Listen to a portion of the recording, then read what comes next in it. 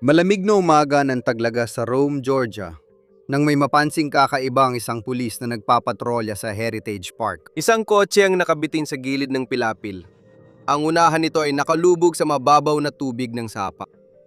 Natunto ng mga pulis si Randy Davis, ang may-ari ng kotse. Sinabi niya na ang kanyang anak na si Aaron William Davis, 21, ang huling gumamit ng kotse. Pero wala si Aaron doon. 2 araw na ang nakalipas, umalis si Aaron sa Cumming, Georgia, papuntang Alabama para bisitahin ang nobya. Ngunit dumaan muna siya sa Rome para makita ang kaibigan niya noong high school na si Brandon Reisner, 21 taong gulang. Nag-aral sina Brandon at Aaron sa parehong kolehiyo, pero tumigil si Brandon matapos ang unang semestre, habil sa mental health issues niya.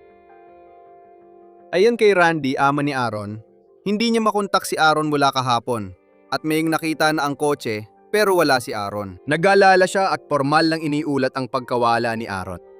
Kailangan na hanapin ng pulis si Aaron at unang pupuntahan nila ay ang bahay ni Brandon Reisner kung saan dapat naroon si Aaron. Uy, anong nangyayari? Ayos naman. Natunton ng mga pulis si Brandon Reisner sa bahay nila kasama ang magulang. Umaasang matutukoy ang huling galaw ni Aaron. Mukhang mag-isa lang si Brandon doon. Nagsimula kaming uminom mga 2:00 kahapon. Oh, kayo ni Aaron, tama? Ako at si Aaron. May iba pa ba kayong kasama? At pumunta kami sa mga bar isang gabi. Bumili ako ng pulang alak. Sa tingin ko pagkatapos ko magtrabaho, kasi nagtrabaho ko nung araw na yon. Sige. At bumalik kami dito. Nagmamaneho kami pa uwi. Pagkatapos, nagsimula kami guminom ng pulang alak. Hindi siya mahilig guminom.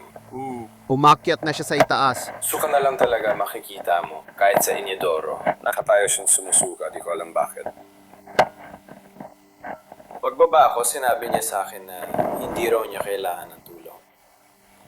Laging binibigyang din ni Brandon ang kalasingan ng kaibigan at gusto niyang ipaalam sa pulis na may sugat siya sa kamay na siya pa mismo nagbanggit kahit walang nagtatanong. Bumaba ako, nabitawan ko ang bote, nasugatan ko ang maliit kong daliri. Pumunta ako sa urgent care kanina umaga. Binalutan ko ito ng benda. Naligo ako at natsurog na ako. Nagising ako ng bandang 1:00 o 2:00 ng madaling araw, mga ganong oras, at wala na ang kanyang sasakyan. Sa ngayon, walang dahilan ng pulisya para maghinalang may foul play. At mukhang walang itinatago si Brandon. May problema ka ba kung sisilip kami sa loob ng bahay? Wala. Walang problema kahit. So, ayos lang sa'yo na pumasok kami, maglahad at tumingin-tingin lang. Sa bahay ng Reisner, walang kakaiba. Pero may isang bagay na napansin ng pulis sa paghahanap. Sorry Brandon, alam kong marami na akong tanong. May isa pa akong tanong. May parte ba ng bahay na bihira mong puntahan? Ang salong. Sige. At ang attic. Pero may Ang palayog sa attic. Yung may susi sa pinto. Yung Oo pinto nga. dito. Sige. Yun nandun sa taas pero sa kanan. Bihira akong pumunta doon dahil nakakatakot ang attic. Bagaman bihira raw pumasok si Brandon sa kwarto sa itaas, doon naman natulog si Aaron kagabi. Nandun sa itaas ang banyo na tinignan niya. Gets kita. Diyos ko.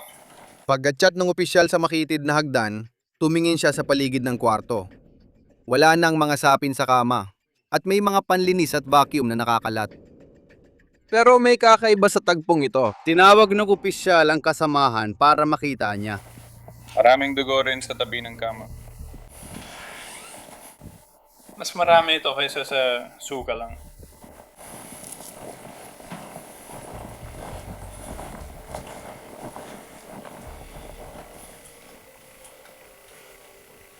Hanggang dito pa.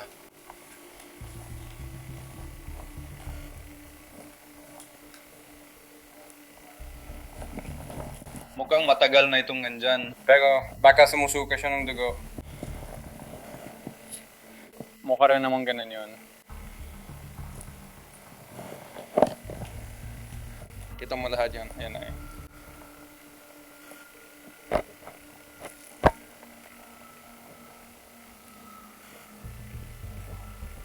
Ang weird na sumusuka ng dugo na parang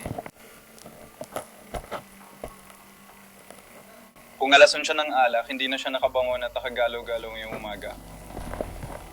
Lalo na kung alas 2 o alas 3 ng madaling araw.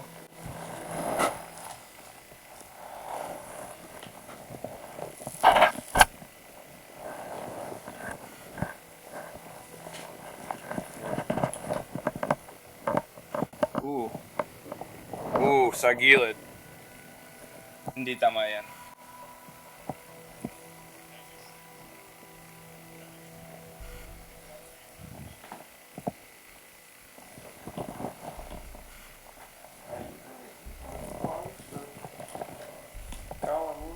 Basa pa rin to. Mabuti pang lumapit ka na rito. Marami-rami ang dugo sa sahig. At may dugo rin dito.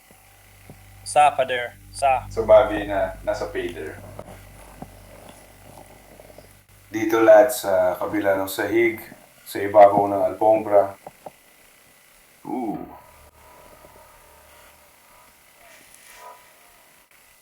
Alis na tayo dito at babalik na lang tayo sa labas. Tulad ng ginawa natin sa isa pang lalaki. Nag-boost din ako ng full boost din. Kahina-hina lang dami ng dugo na natagpuan sa kwarto sa itaas.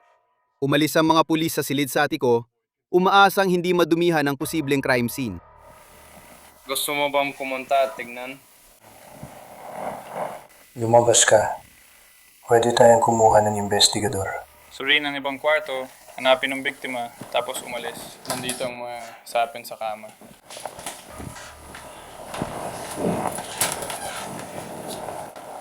May dugo sa mga ito. Abang patuloy na nagsisiyasat ang mga opisyal sa bahay, biglang gumawa ng hindi inaasahang kilos si Brandon Reisner. Oo, Kaya ikaw ba nagdi-dispatch?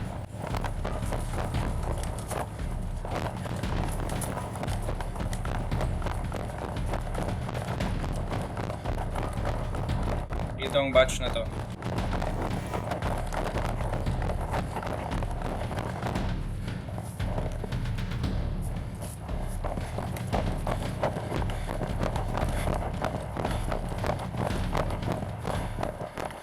Saan siya walang nakita? 47?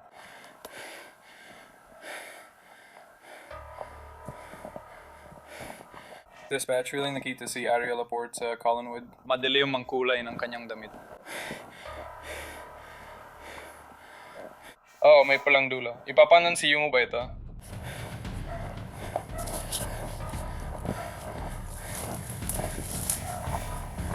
You wanna run out this way? May nakita ka bang tumakbo sa tapat ng bahay mo papunta rito? Hindi, wala akong nakita. Sige, kung makakita ka ng payat na bata na nakamaitim na kamiseta, tawagan mo kami. Oo, siguro itong gagawin ko. Sige, salamat.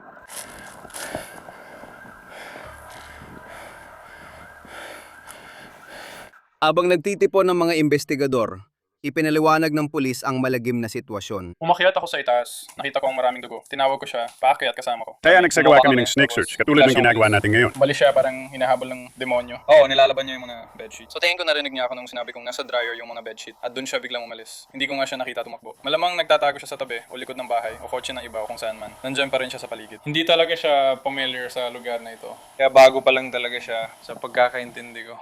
Abang hinahanap ng pulis si Brandon, isang kapitbahay ang tumawag sa ama niyang si Jeremy Reisner, na wala noon sa bayan. Sir, si Lieutenant Sailor po ako ng pulisya. Ikaw si Jeremy Reisner, ang mayari ng bahay. Ama ni Brandon. Oo, dapat namin kausapin si Brandon. Alam mo ba saan siya? Akala ko nasa bahay pa siya. Kanina sinabi namin sa kanya na subukang hanapin si Aaron sa mga lugar na madalas nilang tambayan. Trabaho para makontak siya. Isang oras pa bago kami makarating. Papunta pa lang kami. Sa huli, dumating si Jeremy at sandaling kinausap ang mga pulis. Matigas pa rin siyang nagsasabing hindi niya alam ang kinaroroonan ni Brandon. Hindi namin alam. May ilang pulis nang pumasok, pero wala pang malinaw na ulat o tawag. Gabi na pero wala pa ring balita kay Brandon. Bumalik si Jeremy Reisner sa bahay para magtanong pa sa pulis habang dalang cellphone ni Brandon. Basta't may ebidensya, lumaban. Alam mo, sa puntong ito, hindi ko na talaga alam. Meron na nga. Posible. May nabasag bang baso sa itaas? Wala akong nakita. Alam ko nakita ko yung kabilang pinto. Pupunin ko lang tala ko. Salamat. Say.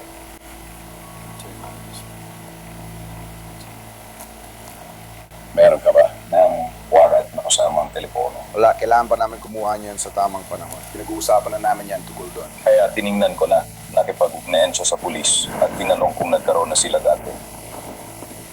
Oo, may usapan, may ilang text na palitan.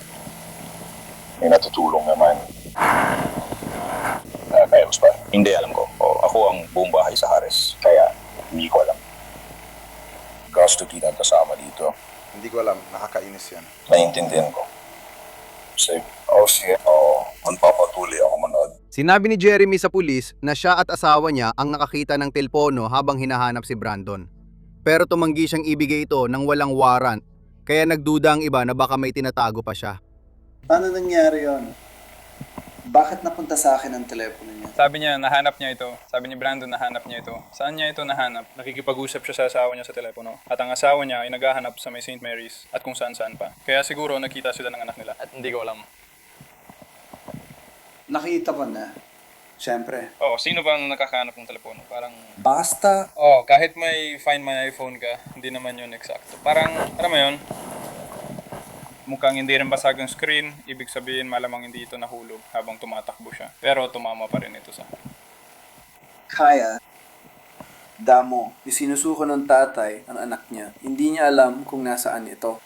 Hindi ko alam. Walang ganyan. Hindi ko alam.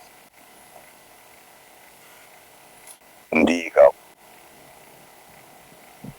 Akala mo pinagtatakpan niyo siya. Sa tingin ko, sinusubukan lang nila makakuha ng gunpowder. Medyo diretso lang naman, maliban na lang sa kung nasa lang biktima at kung nasa lang pumatay. Nasaan ang suspect? Isa sa mga tanong ay nasagot ng sumuko si Brandon Reisner sa istasyon ng pulis, kasama ang ama niyang si Jeremy at madrasta niyang si Rachel makalipas ang ilang oras. Rachel, Jeremy, kumari kayong umupo dito sa labas. Dadaling ko siya sa likod at mag-uusap kami. At pagkatapos, may mga tanong kayo. Gusto mo ba mag-usap ng pribado? Magpadala ka ng tao para hanapin ang bangkay. Sige. Tara. Babalik ako saglit lang. Ayos lang. Tama. Kung uupo lang kayo, babalik ako agad sa inyo. Okay? Ikaw.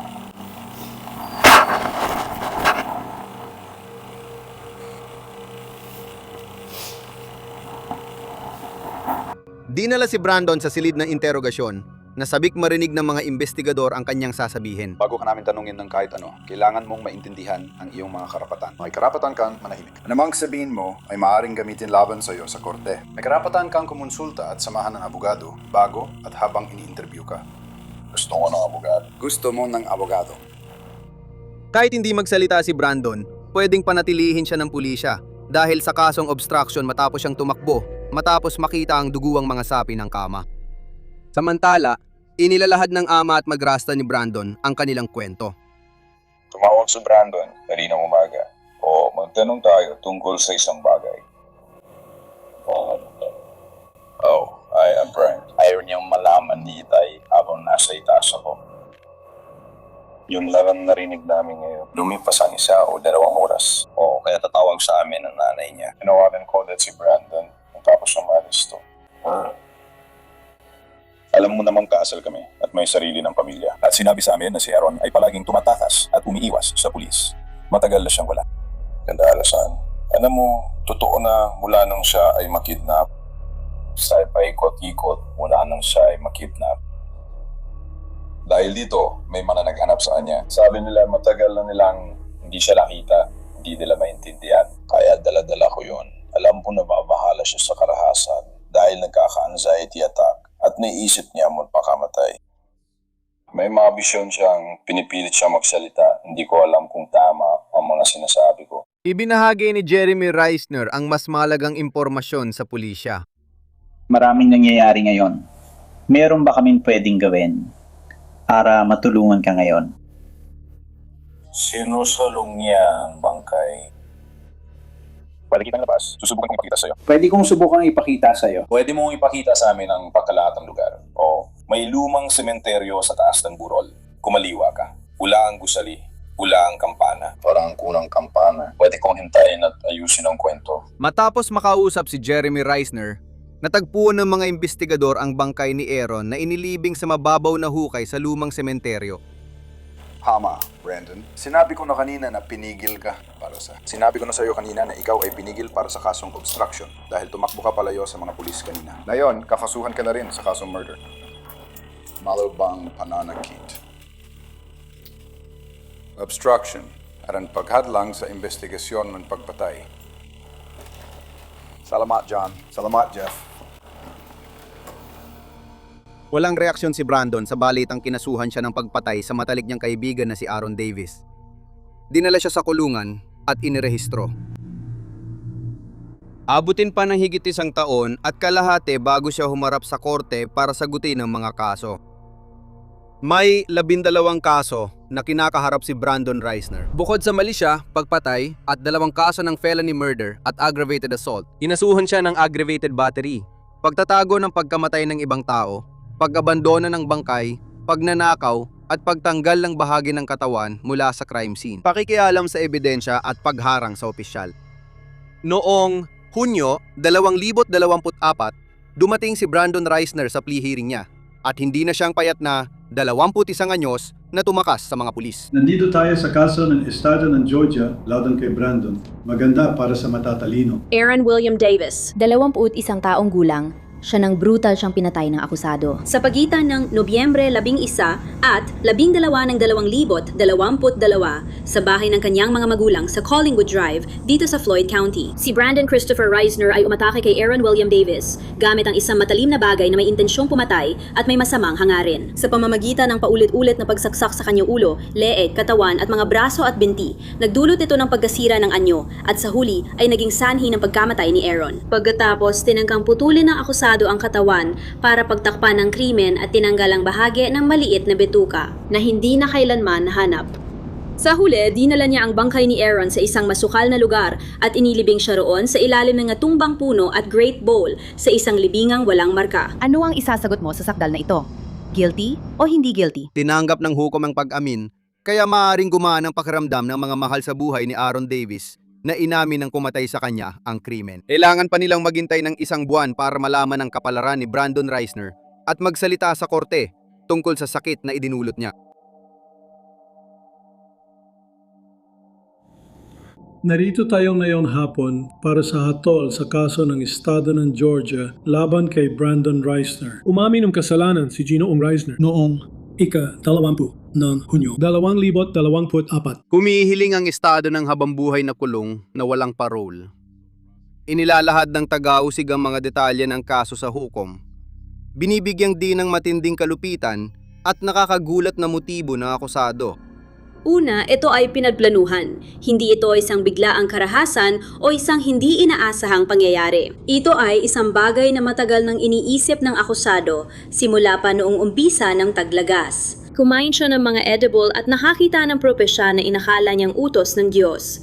Patayin ang matalik na kaibigan o makipagtalik sa madrasta. Naisip niyang mas kaunting pansariling kasiyahan ang pagpatay kay Aaron. Kaya tinawagan ni Aaron ang akusado noong araw na yon para sabihing pupunta siya sa bayan. Na matanggap na akusado ang tawag, inisip niyang ito ang tadhana dahil wala ang kanyang mga magulang sa bayan kaya silang dalawa lang ni Aaron sa bahay. Sumailalim si Brandon sa mga pagsusuring psychiatriko matapos maaresto para matukoy ang lagay ng isip niya noong krimen.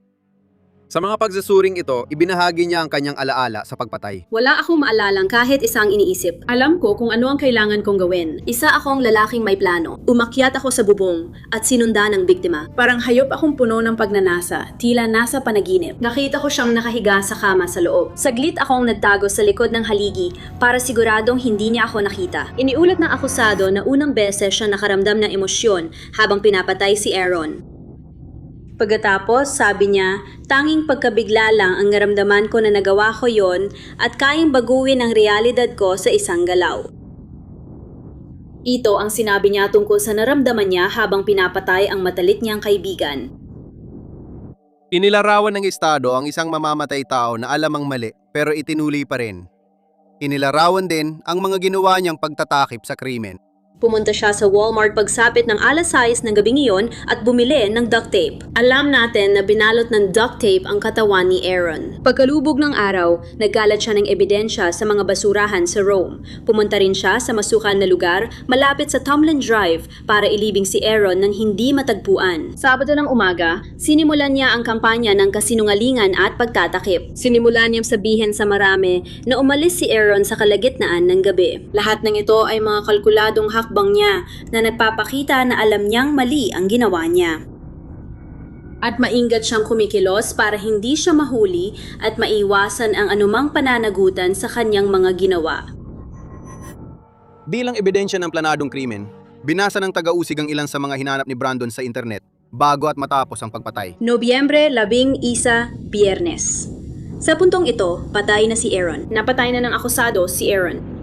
Paulit-ulit siyang naghahanap ng kumot at sapin. Mahigit 20 beses siya naghanap ng kumot at sapin. Ang sinusubukan niyang gawin ay maghanap ng pamalit sa mga kumot at sapin na siyang gagamitin sa paglilibing kay Aaron. Naghahanap siya ng kapalit para magmukhang hindi nagbago ang kwarto at muli upang pagtakpan ang kanyang krimen. Ito pa ang mga hinanap niya sa araw na iyon. At bibigyang diin ko lang ang ilan sa mga ito. Professional na pantanggal mansa. May duct tape ba ang Walmart? Anong sintomas ng esquizofrenia? Hydrochloric acid? Pinakamainam na mga liblib na lugar. Paano mag-drain ang washing machine? At marami pang paghahanap para sa mga bedsheet at kumot. At lahat ng ito ay nagpapakita na sinusubukan niyang pagtakpan ang kanyang krimen. Sige. At noong Sabado, Nobyembre 12, naghahanap pa rin siya ng carpet cleaning crew. Naghanap din siya ng water damage restoration, Chattanooga blood spill cleanup, at paraan ng paglilinis ng dugo sa carpet. Sa mga araw bago ito, may mga kakaiba rin siyang hinanap sa internet. Isa sa mga iyon ay ang One Flew Over the Cuckoo's Nest na libro. Isa itong sikat na libro. Pero ang kwento nito ay tungkol sa isang tao na mahatula ng mabigat na krimen. Kaya napapanggap silang baliw para mapunta sila sa institusyong pangkaisipan imbes na sa kulungan. Madalas din niyang hinahanap ang 10 payo kung paano harapin ang pakiramdam ng pagkakasala. Pagkatapos ng pagpatay, gumawa si Brandon ng listahan ng mga gagawin. Pag-uwi ko, schedule ang huling 3 kanta. Tinutukoy nito ang kanyang YouTube channel na naglalaman ng kanyang musika. Sumulat at nag-perform siya ng ilang kanta at nag-upload na ilan sa YouTube channel niya. Pangalawa, vacuum. Panghatlo, paglalaba. Pang-apat, maligo sa aking shower. Mahalaga ito dahil pinaputol-putol si Aaron sa guest shower. Paalala ito sa kanya na maligo na lang sa sarili niyang shower at wag sa shower na ginamit niya sa pagtatangkang pagpira-pirasuhin ang bangkay na matalik niyang kaibigan. Sinabi rin niya maligo sa bathtub kaya abala siya sa paglilinis marahil para matanggal ang ebidensya sa katawan niya. Ulit, ang pagva-vacuum at paglalaba ay may kaugnayan sa pagtatangkang itago ang nangyari. Pero gumawa rin siya ng nakasulat na paalala sa sarili na magbuo ng depensang alaybay sa pamamagitan ng text sa kanyang madrasta Rachel. I-text si Rachel na nagsuka ng matindi si Aaron para may dugo. Pag-ising ko, wala na siya. Ang unang item sa to-do list ni Brandon tungkol sa musika ay nagpapakita ng mas malalim na alaala niya sa pagpatay kay Aaron. Parang ilan ito sa mga liriko niya para sa isang kanta. At ang mga gusto kong bigyang diin ay narito mismo.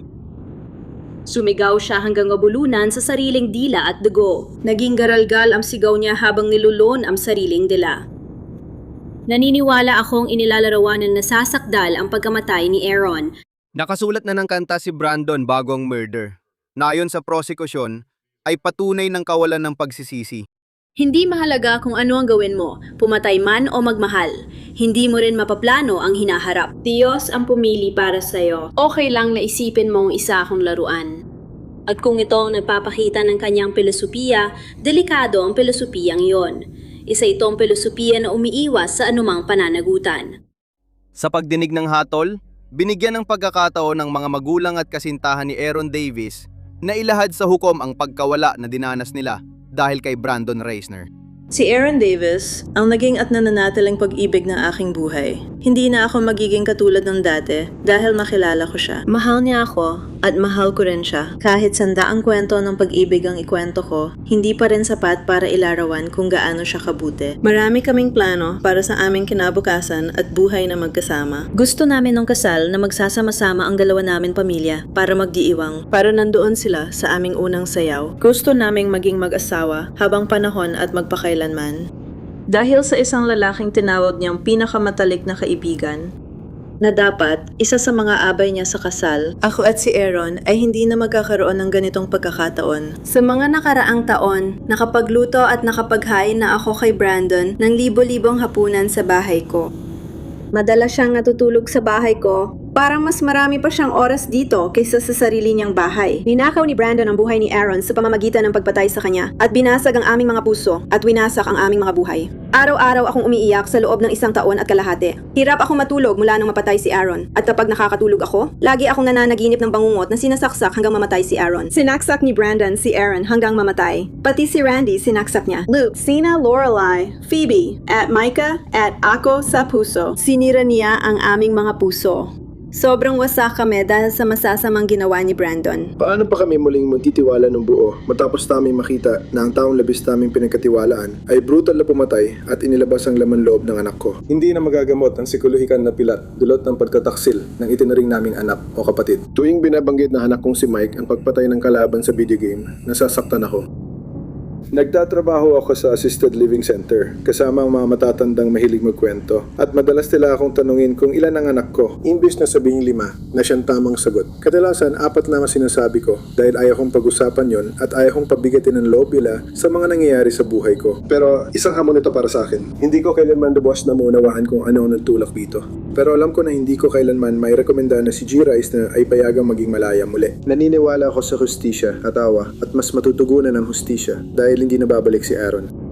Pinakamainam na hustisya ay wag na muling palayin na nasasakdal mula sa kustodya. Sana'y kahabagan siya ng Diyos at humanap siya ng tulong habang nasa kustodya at makiusap para sa kanyang awa sa tamang panahon. Ayon sa mga magulang ni Brandon, nagdusa rin sila sa ginawa ng anak nila. Pero nilapitan pa rin nila ang hukom para ipantanggol siya. Naiintindihan ko na karamihan sa mga tao rito at sa telebisyon.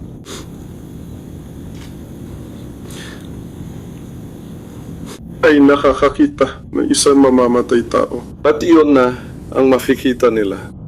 At hindi nila nakikita. Hindi nila makikita ang saya na dinala niya sa buhay namin noong ipinanganak siya. Isa siyang mabait at mahinahong tao na hindi kailanman kung meron man nagpakita ng kahit anong senyales ng karahasan sa kanyang buhay. Kabutihan lang ang ipinakita niya. Matibay ang paniniwala namin na ang ginawa ni Brandon ay hindi bumanan masamang intensyon. Ito ay dahil sa kanyang mental health conditions. Nanggako kami na sisiguraduhin namin makakatanggap siya ng patuloy na gamutan at suporta na kailangan niya upang mapangasiwaan ang kanyang mga karamdaman. Hinihiling namin ang inyong malasakit at pangunawa sa pagkilala sa epekto ng kanyang mental health sa mga naging kilos niya. Ako ang nanay ni Brandon. Gusto kong magsimula sa pagsasabing. Nalulungkot ako sa pagkawala ni Davis. Bit-bit ko araw-araw ang lungkot na iyon. Hindi ko alam kung anong nangyari. Ang trahedyang gabing iyon.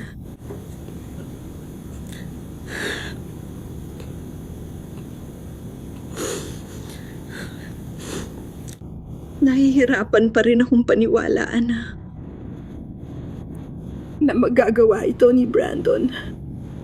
Nakakausap ko siya ng ilang beses bawat linggo at ang nakikita ko lang ay ang parehong batang kilala at mahal ko. Ang tanging paraan para mapagdugtong ko sa isip ko, ang kakilakilabot na gawang ito. At ang anak ko ay ang tanggapin na si Brandon ay dumaranas ng matinding mental na pagkasira. Ang kaalamang iyon lang ang tanging bagay na nagpapaintindi sa akin na si Brandon ay nasa tamang lugar para sa kanya sa ngayon. Ang kanyang ginawa ay nagdulot ng matinding dalamhati sa pamilya Davis at pagbabayaran niya ang mga ginawa niyang yon. Nais kong hilingin na sana'y bigyan ninyo siya ng pag-asa na balang araw ay makalaya siya mula sa kulungan upang makabalik siya sa pamilyang nagmamahal sa kanya at nagmamalasakit sa kanya. Hinihiling ko ang inyong pangunawa at higit sa lahat, nais kong hilingin ang pag-asa. Matapos ang mga pahayag ng pamilya ng biktima tungkol sa epekto ng krimen, nagdeklara ang hukom ng maikling pahinga bago magpasya sa sentensya ni Brandon Reisner. Posible ba ang rehabilitasyon?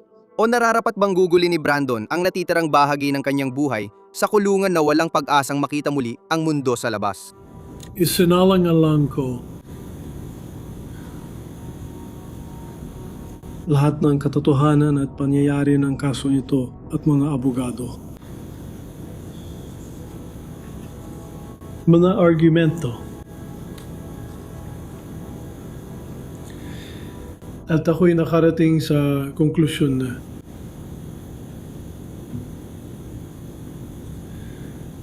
ang hustisya ay nangailangan na si G. Reisner ay hatulan sa unang bilang ng pagkakakulong habang buhay na walang parol. At yan ang aking gagawin. At yan ay batay sa ang maingat na pagpaplano bago ito gawin, ang paraan ng pagkamatay, at ang mga pagsisikap na pagtakpan ang lahat ng mga ginawa. Selyado na ang kapalaran ni Brandon Reisner. Pagkatapos magdesisyon, huling nagsalita ang hukom sa korte. Ang dalawang binatang ito ay minahal sa buong buhay nila. At alam kong lahat kayo ay dumaranas ng matinding sakit kasama na ang pamilya Reisner. Pero ang sakit na nararamdaman ng pamilya ni Aaron ay higit pa ron. Ang mawalan ng batang anak sa isang brutal na pagpatay.